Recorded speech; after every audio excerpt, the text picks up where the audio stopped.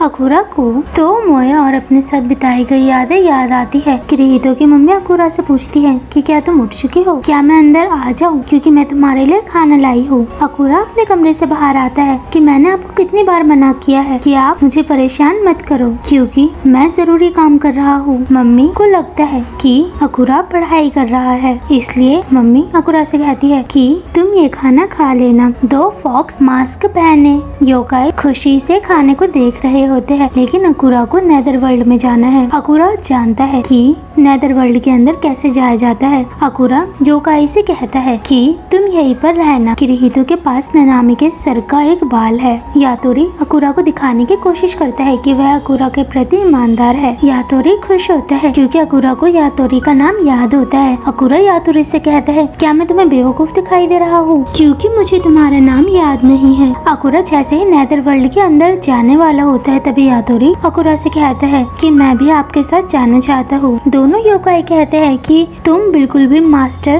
किरीहितो के साथ नहीं जाओगे। अकुरा कहता है कि यातोरी मेरे साथ जाएगा नेदरवर्ल्ड के अंदर। अकुरा और यातोरी नेदरवर्ल्ड के अंदर चले जाते हैं। यातोरी ने पहली बार नेदरवर्ल्ड को देखा होता है क्योंकि उसे बिल्कुल भी नहीं पता था कि नेदरवर्ल्ड इतना गर्म होगा। यातोरी अकुरा को देखता है। अकुरा यातोरी से कहता है कि मुझे लगता था कि तुम धूल में बदल जाओगे लेकिन तुम नहीं बदले, सच बताओ कि तुम हो कौन। यातोरी कहता है कि काफी समय पहले मैं मास्टर अकुरा की सेवा करता था और उनके साथ काम करता था। अकुरा कहता है कि मुझसे झूठ मत कहो। यातोरी अकुरा की कहानी सुनाता है कि मास्टर अकुरा अपने साथ एक फॉक्स योकाई को रखते थे। वह दोनों ही दोस्त थे। जब मास्टर अकुरा और तोमो एक दूसरे के साथ थे तब कोई भी योकाई उनको हरा नहीं सकता था, लेकिन एक समय ऐसा आया जब लोमड़ी अचानक से गायब हो गया और मास्टर अकुरा का शरीर नेदरवर्ल्ड में चले गया। अकुरा गुस्सा हो जाता है और कहता है कि यह सब कुछ लोमड़ी की गलती है क्योंकि लोमड़ी बेवकूफ था कि उसने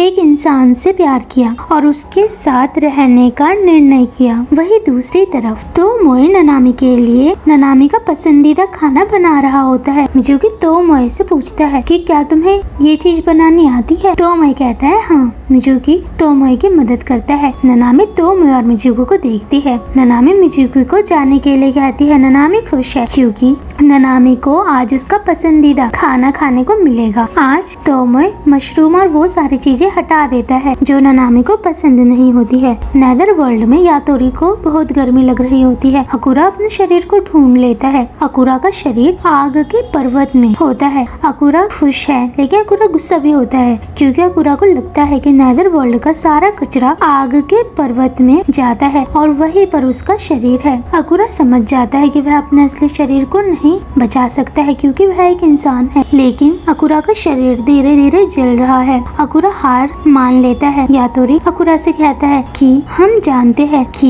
यह परिस्थितियाँ कैसी है और हम इमॉर्टल नहीं है। हम मास्टर अकुरा के शरीर को बचा नहीं सकते हैं। यातोरी अकुरा को नेदरवर्ल्ड से बाहर ले आता है लेकिन अकुरा अपने शरीर को वापस पाना चाहता है। यातोरी दोनों योकाई से बोलता है कि हम वापस आ चुके हैं। दो योकाई कहते हैं कि तुमने मास्टर किरीहितो के साथ क्या किया। यातोरी कहता है कि मैंने कुछ भी नहीं किया है। अकुरा कहता है कि यातोरी ने मेरी मदद करी है। यातोरी वहाँ से चले जाता है। अकुरा समझ जाता है कि वह अपने असली शरीर को पा नहीं सकता है लेकिन वह अपने असली शरीर को पाना चाहता है। तभी अकुरा को किरीहितो की मम्मी की आवाज सुनाई देती है। अकुरा को समझ नहीं आ रहा होता है कि उसे क्या करना चाहिए। अकुरा कमरे का गेट खोलता है। किरीहितो की मम्मी को अभी भी लगता है कि अकुरा पढ़ाई कर रहा है। अकुरा किरीहितो की मम्मी से कहता है कि मैंने आपको कितनी बार कहा है कि मैं अभी काम कर रहा हूँ और मेरे पास टाइम नहीं है। शिरिन में ननामी मिजुकी के साथ टीवी देख रही होती है। टीवी में वेडिंग वीडियो चल रहा होता है। मिजुकी ननामी से पूछता है कि क्या तुम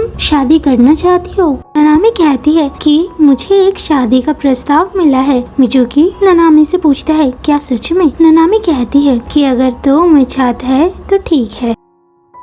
तोमोए जब से माउंट कुरामा से आया है तब से तोमोए को दर्द महसूस हो रहा है। कोतात्सु तोमोए के पास जाता है और कहता है कि हमें टेल्समैन मिला है। मिजुकी तोमोए के पास जाता है और तोमोए पर चिल्लाने लगता है। मिजुकी तोमोए के चेहरे पर मुक्का मारता है और कहता है कि एक फेमिलियर अपनी भगवान से कैसे शादी कर सकता है। तोमोए मिजुकी से कहता है कि मैं बिल्कुल भी नहीं जानता कि तुम क्या कह रहे हो। लेकिन ऐसा हो ही नहीं सकता है। तो मोए और मिजुकी एक दूसरे से फाइट करने लगते हैं। ननामी उन दोनों को रोकती है। ननामी मिजुकी से पूछती है कि मैंने ये कब कहा कि मैं शादी कर रही हूँ। मिजुकी ननामी से पूछता है क्या तुम सच में शादी नहीं कर रही हो। ननामी कहती है कि मैं नहीं कर रही हूँ, लेकिन मुझे एक शादी का प्रस्ताव मिला है। तो मोए ननामी से पूछता है कि वह कौन है। ननामी कहती है कि हिमे मेको। तो मोए ननामी से कहता है कि एक बिल्ली और मछली से मिलकर एक युगाए बना है, वह कैसे एक इंसान से शादी कर सकता है। ननामी कहती है कि तुम ऐसे कैसे कह सकते हो क्योंकि तुमने अभी तक शादी नहीं करी है। ननामी हिमेमेको और कोतारो के लिए खुश है। मिजुकी ननामी से कहता है कि अगर तुम्हें तुम्हारी मदद नहीं करेगा तब मैं तुम्हारी मदद करूंगा। ननामी कहती है थैंक यू। मिजुकी खुश होता है क्योंकि ननामी शादी नहीं कर रही है। ननामी कहती है कि मैं कभी शादी नहीं करूंगी। तो मोए चौंक जाता है। ओनिगिरी और कोतेत्सु तो मोए ननामी और मिजुकी से कहते हैं कि आपको लॉर्ड गॉड के श्रीन में जाना होगा और उनसे टेल्समैन लाना होगा।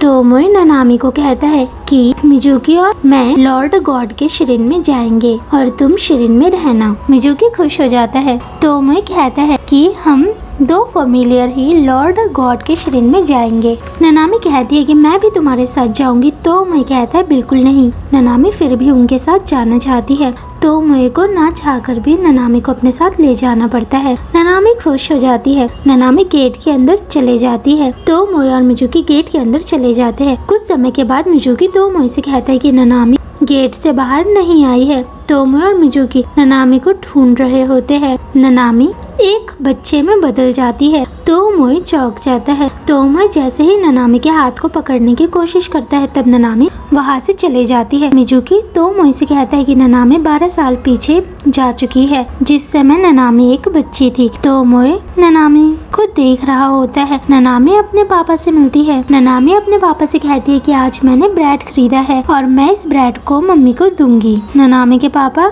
ननामी को एक चॉकलेट देते हैं और कहते हैं कि अपनी मम्मी को जाकर बोल देना कि आज मेरा इंतजार ना करे, क्योंकि ननामी के पापा को जुआ खेलना बहुत ही ज्यादा पसंद है। मिजुकी ननामी के पास जाता है और कहता है कि तुम बहुत प्यारी लग रही हो, तुम्हारा छोटा रूप बहुत ही प्यारा है। ऐसा करते हैं घर चलते हैं।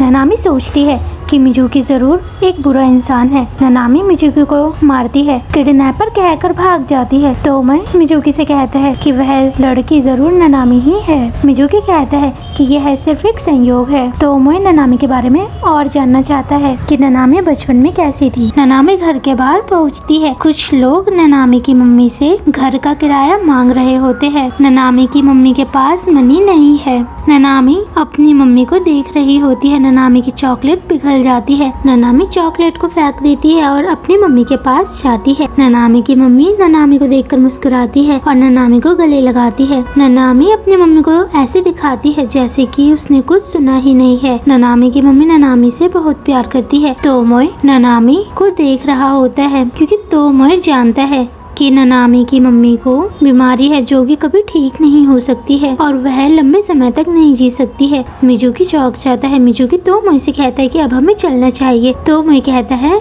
इंतजार करो, क्योंकि तोमोए ननामी के यंगर वर्जन को नहीं जानता है और तोमोए ननामी को जानना चाहता है।